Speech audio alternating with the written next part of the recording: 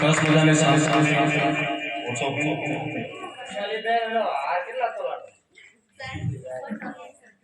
સરસ મજાનો સાંસ્કૃતિક કાર્યક્રમ એને રજૂ કર્યું.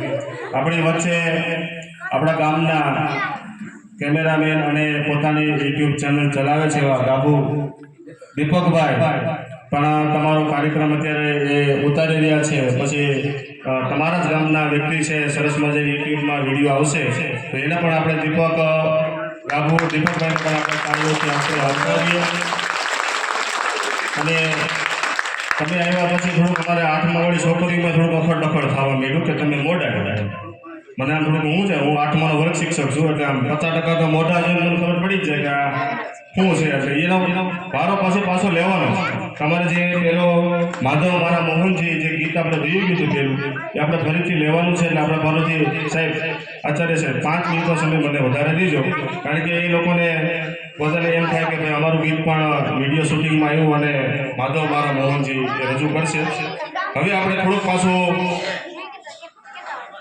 બ્રેક લેવો છે, 5 મિનિટનું